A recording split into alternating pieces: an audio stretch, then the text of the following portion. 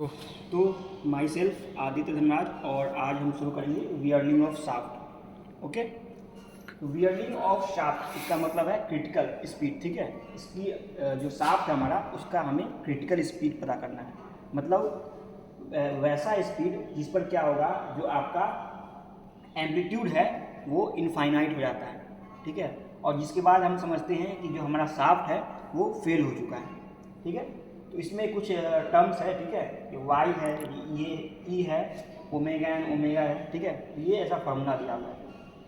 ठीक है, तो फार्मूला दिया गया है, इस फार्मूला में देखते हैं क्या है। सपोज ये हमारा शाफ्ट है। ठीक है, शाफ्ट है, यहाँ बेयरिंग्स लगा हुआ है, यहाँ भी बेयरिंग्स लगा हुआ है। ठीक है, तो इनिशियली क्या होता है कि हम लोग समझते हैं कि ये जो शाफ्ट है ना, ये अपने सीजी पर ना होके वो सीजी से किसी अलग पॉइंट पर है। ठीक है, मतलब वो जो है शाफ्ट अपने एक्सिस पर नहीं है। ठीक है, तो वो शाफ्ट यहाँ है। ठीक है, और वो शाफ्ट जो है ई डिस्टेंस पर डिफ्लेक्ट है। तो ये क्या हुआ, ई जो आपका दिया गया है वो इसेंट्रिसिटी दिया गया है।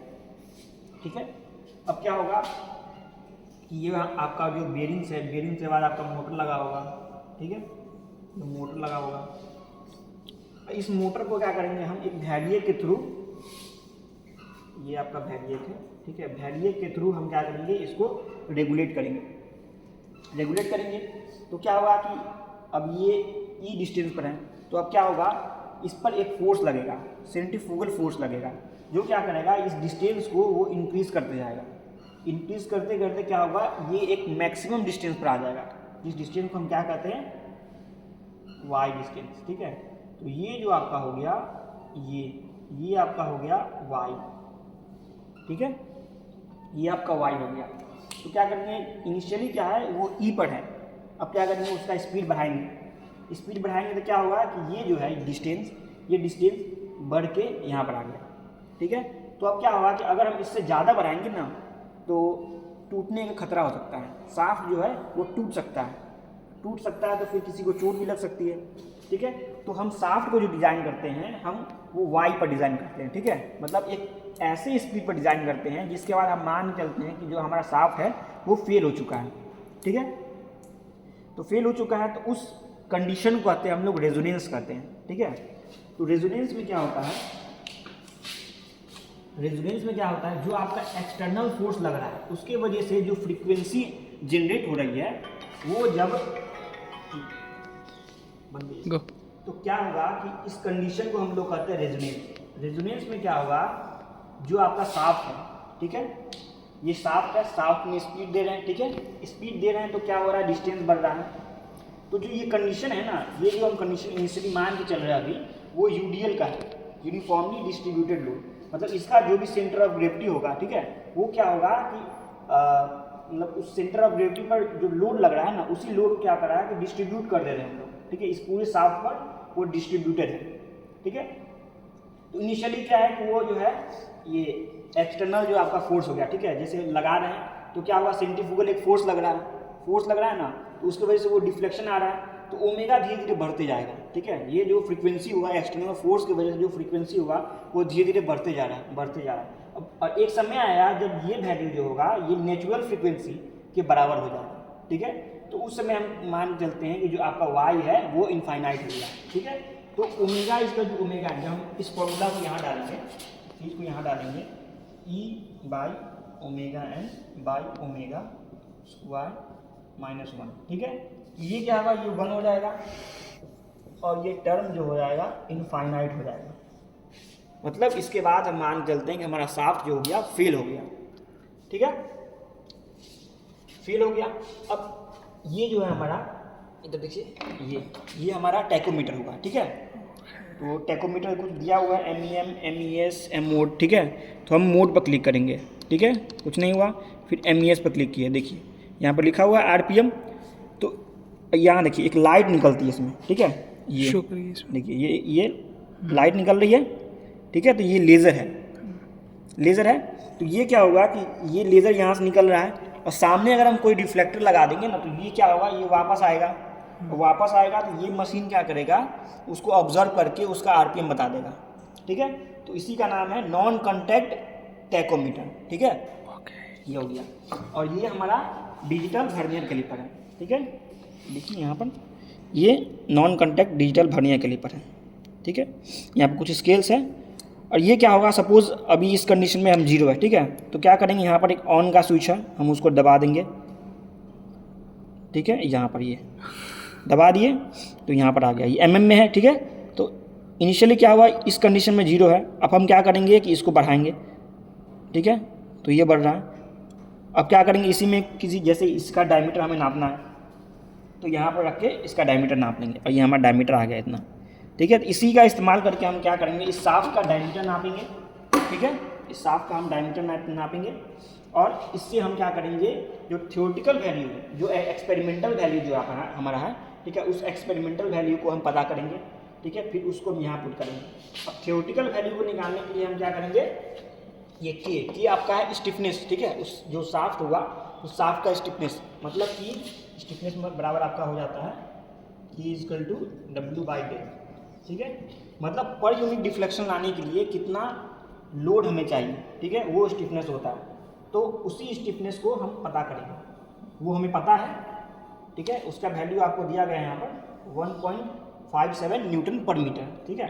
फिर आपका आता है ई जो यहाँ पर है वो है यंग्स मॉडुलस, ठीक है। यंग्स मॉडुलस ऑफ इलास्टिसिटी,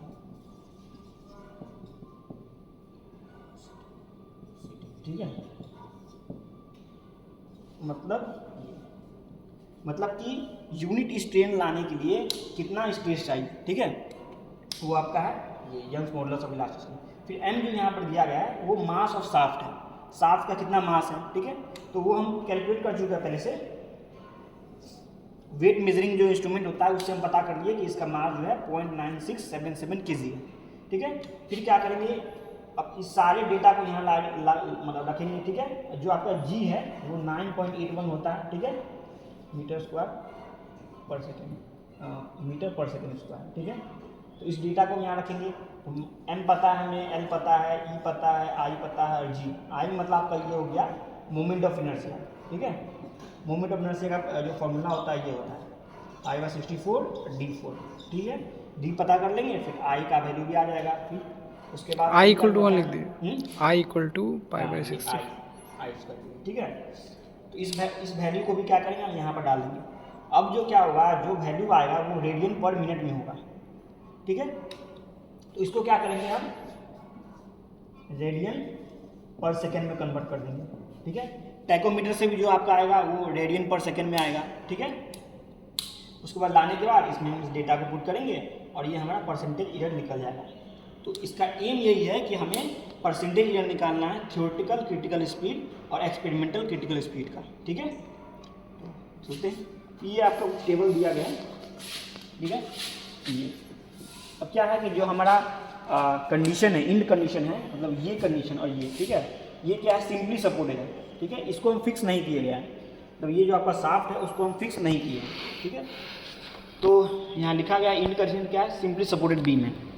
यहाँ पर फिक्स बीम भी हो सकता है, ठीक है, फिक्स बीम भी हो सकता है, अलग अलग हो सकते हैं, ठीक है। और दूसरा क्या है कि ये इसमें जो है ये यूडीएल है, ठीक है। ये सिंपली सपोर्टेड है और यूडीएल है, लोड जो लोड है आपका वो यूनिफॉर्मली डिस्ट्रीब्यूट है, ठीक है। और ये आपका शाफ्ट डायमीटर हो गया, जो भी हम निकालेंगे वर्नियर कैलिपर से। ये एक्सपेरिमेंटल डाटा हो गया, ठीक है, जो टैकोमीटर से निकालेंगे। और ये जो फॉर्मूला में पुट करके हम निकालेंगे। लास्ट में क्या करेंगे, हम इसका एरर निकाल देंगे, ठीक है। तो चलते हैं सेटअप की ओर, ठीक है। तो ये हमारा पता ही है कि वर्नियर कैलिपर है। तो अभी देखिए यहाँ पर देखिए ये 0 पर है, ठीक है, ये 0 पर है। अब इसको डिफरेंस मान के हम इसका डायमीटर मेजर कर रहे हैं,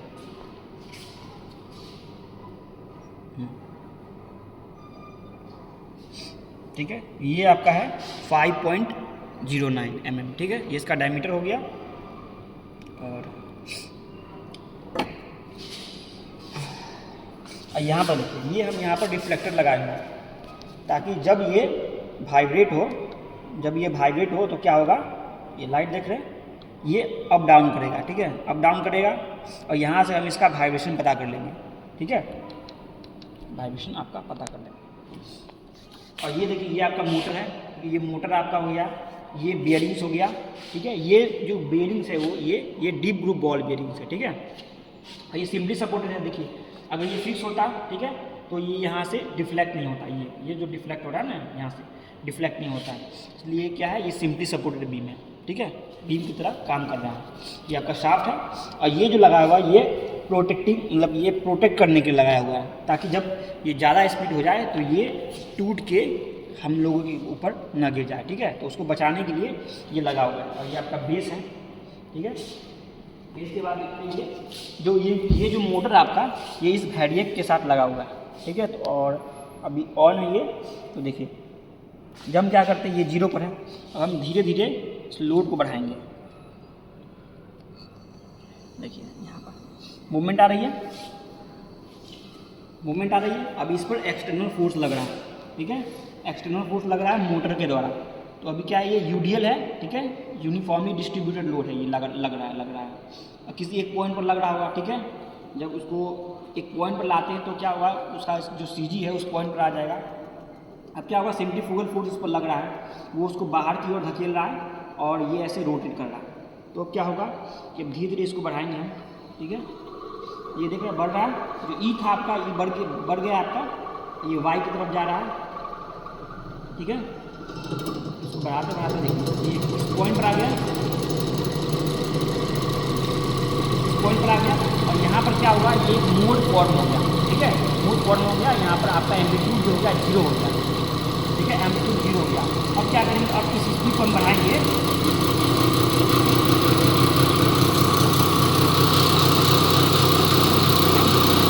ये बढ़ रहा है, ठीक है, ये आपका बढ़ रहा है और दूसरी मोड की तरफ भी आप जा रहा है। इसी कंडीशन में हम क्या समझते हैं कि जो आपका ई जो हुआ वो वाई के बराबर होगा, ठीक है। मतलब वहाँ पर एम्पलीट्यूड आपका इनफाइनाइट हो गया, एम्पलीट्यूड इनफाइनाइट हो गया। उस कंडीशन में ये आपका शाफ्ट फेल हो गया। तो उसी को पता करने के लिए हम क्या करेंगे, यहाँ टेकोमीटर लाएंगे, ये टेकोमीटर आपका, और इससे हम बैक कंडीशन में आएंगे, बैक कंडीशन में आए और फिर से हम यहाँ पर स्पीड बढ़ाना स्टार्ट किए, ठीक है। जो आपका बढ़ रहा है, ठीक है। ये आपका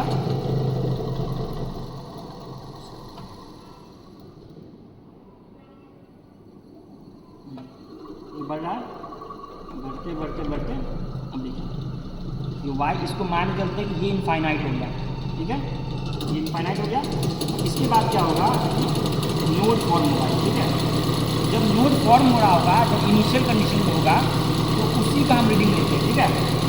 उसके बाद हम समझते हैं कि वो हमारा फेल हो गया, ठीक है। तो हम रीडिंग लेते हैं, ये इसका इनिशियल कंडीशन है और ये हम ले रहे हैं।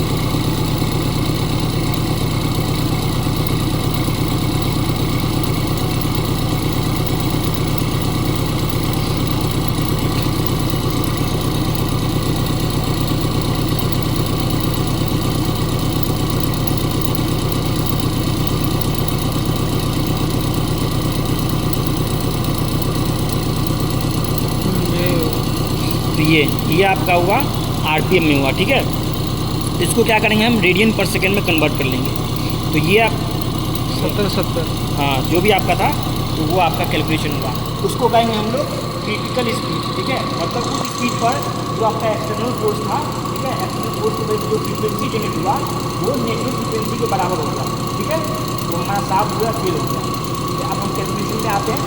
डायमीटर था हमारा 5 मीटर का डायमीटर था, ठीक है, और लेंथ था 0.9 मीटर था, ठीक है। करके एक और देख लेते हैं, जैसे ये तो 5 mm का डायमीटर हो गया। अब इसको क्या करेंगे, हम चेंज कर सकते हैं, ठीक है। इसको हम चेंज करके दे सकते हैं, इसका भी हम निकाल सकते हैं, ठीक है। सपोज इसको अगर लगाना है तो क्या करेंगे, इसका लेंथ जो आपका है, इसका दोनों का लेंथ सेम है, ठीक है। ये 0.9 मीटर है, ठीक है, ये भी 0.9 मीटर है।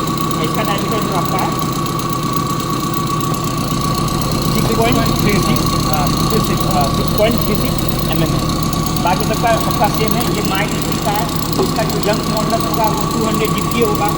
ये भी माई विस्की का बना हुआ है, तो इसका जंक मॉडल 200 GPA होगा। इसका स्टिफनेस जो क्या है, ये फाइव का जो स्टिफनेस है वो हमें पता है कि वो 1.57 है, और इसका स्टिफनेस जो दिया गया है 1.67 ये न्यूटन पर मीटर है। ठीक है, तो आप जो सुविधा लगेगा आप उसका कैलकुलेशन कर सकते हैं। ठीक है, तो अब क्या करेंगे, इसको हम बंद कर लेते हैं, सेटअप को हम बंद कर लेते हैं। ओके, चलिए। जो आपका एक्सपेरिमेंटल डेटा था, ठीक है, वो एक्सपेरिमेंटल डेटा कितना था, 17 एक्सपेरिमेंटल स्पीड। ये आरपीएम था, लेकिन हमें डेटा किस में चाहिए, रेडियन पर सेकंड में चाहिए।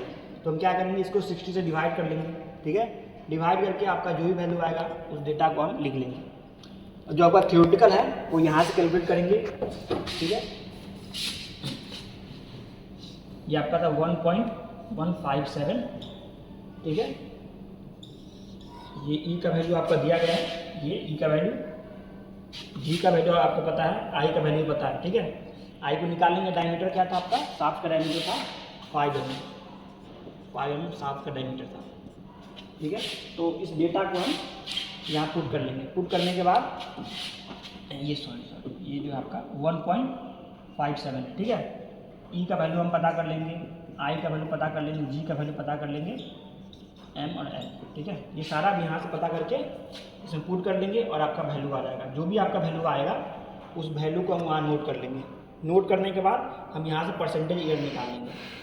ठीक है, जो आपका परसेंटेज ईयर, कोशिश करेंगे कि जो आपका जो परसेंटेज ईयर है कम से कम ही रहे। ठीक है, तो आप पहले क्या करेंगे ना, यहाँ पर आके जो ये जो वैल्यू है, ठीक है, ये 3-4 बार लीजिएगा। परसेंटेज एरर मिनिमम कितना जा रहा है? परसेंटेज ये मिनिमम आपका 10% जाना चाहिए, 10%, 11%, 12%, 3%, 1%। ठीक है, इसी के अप्रॉक्स रहना चाहिए। इसके लिए क्या करेंगे ना, हम 3-4 जो है इसका वैल्यू लेंगे, जैसे 70 हो गया। ठीक है, और दूसरा कोई वैल्यू लेंगे, तीसरा ले लेंगे, ऐसे करके हम 3-4 वैल्यू ले लेंगे। ठीक है, 3-4 वैल्यू लेने के बाद इस चीज़ को यहाँ लिखेंगे, और जो आपका मिनिमम वैल्यू आएगा, ठीक है, जिस मिनिमम वैल्यू पर आपका परसेंटेज जो आपका परसेंटेज ईयर मिनिमम हो ना, उस परसेंटेज ईयर को हम लेंगे। ठीक है, तो यही आपका पूरा रहा वेल्डिंग ऑफ शाफ्ट। ठीक है।